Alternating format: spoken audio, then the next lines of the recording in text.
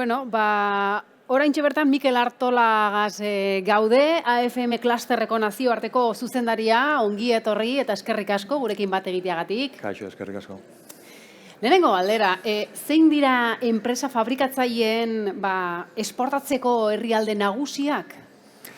Adibidez, azkenengo urteko emaitzak ikusita, ze herrialdetan ibili geran, ranking hori begiratuta nahiko esanguratsua da, gure merkatu garrantzitsuena zeintzu diren ikusteko. Alde batetik Estatu Batuak izan da lehenengo merkatua, azkenengo urteetan lehenengo aldiz. Bigarren merkatua Italia izan da, Alemania hirugarrena eta Txina laugarrena.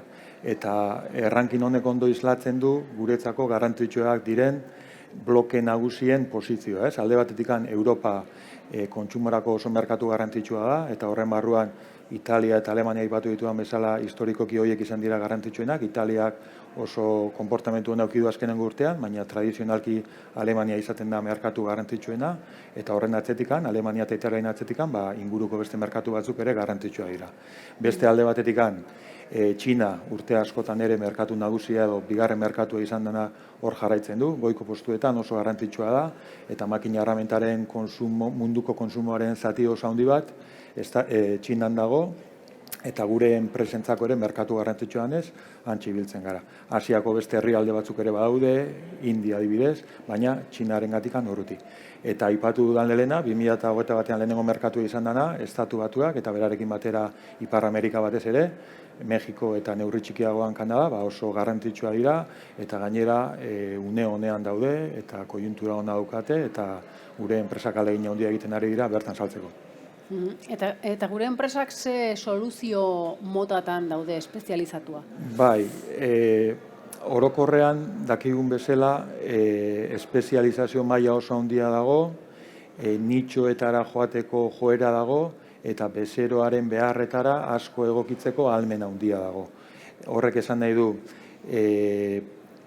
fleksibilitate handia daukatila gure enpresek, bezeroan behar horietara egokitzeko eta moldatzeko gaitasun handia, eta produktu mota konkretu batzuetan mundu mailako lidertza daukagula ere esan dezakegu. Adibidez, zehaztasun handia eta tamaina handiko produktuetan munduko liderrak izan gaitezke. Adibidez, fresadoekin lotutako hainbat aplikazioetan. Berriro, zehaztasunarekin eta tamainarekin lotutako torneatzeko aplikazioetan edo rektifikatzeko aplikazioetan ere, oso enpresa nabarmena dauzkagu, danak Bilbon estan eta makina aipagarriekin, eta Bilbon ez ezik mundu mailan oso ezaguna diran enpresak. Hemen askotan aipatu dugu, atzotik behin da berriro esaten ari gara, une funtsezkoa dela egungoa bienal hau edo bi urteko hau egiteko. Zuek ere horrela ikusten duzue? Bai. Alde batetik elkartu dira 2020ko bienala ez ospatzeak egiten du 4 urte pasatu izana aurreko bienala ospatu genunetik. Orduan horrek motivazio berezia sortu dau, elkartzekoa sortu dau, eta ferialde hortatik garrantzitsua izango zala genekien.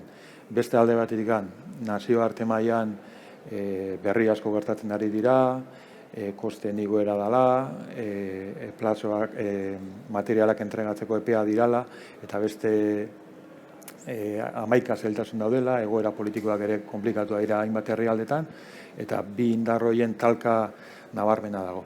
Baina era berean, oso kontziente gera, oso ingurune aldakor eta ezakintasunezkoan bizi gerala, orain, baina ez bakarrikan orain, aurreko urteetan ere bai.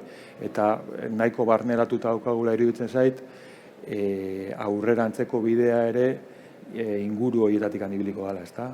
Kudeatzeko zailtasunak ematen ditu, gauza jakina da hori, baina hortara ohitu beharra daukagu. Beste hainbat gauzetara ohitu geran bezala, kudeak eta maila konplexu baten aurrean gaude, eta egonkortasun hori kudeatzeko beharra daukagula. Baina hori esan da era berean ere, zailtasun, momentu honean gaudela azpimarratzea ere garrantzitsua iruditzen zait. Lan karga ona daukagu, enpresetan eta tailerretan eskaera zorra handia da, lan aktibitate ona daukagu, eta hori aprobetxatu beharra daukagu, aurretik dauzkagun erronkei aurre egin ahal izateko.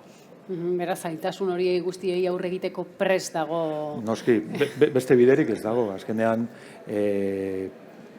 industria guztiaren zailtasun maila, lehiakortasun maila oso altua da, eta orain arte ona iritsi baldin bagera, danak egindako ahaleginagatik da, eta zalantzarik ez daukagu aurrean jarraitzeko bide bakarra ahalegin maila hori mantentzea, edo handitzea dela, zalantzarik gabe.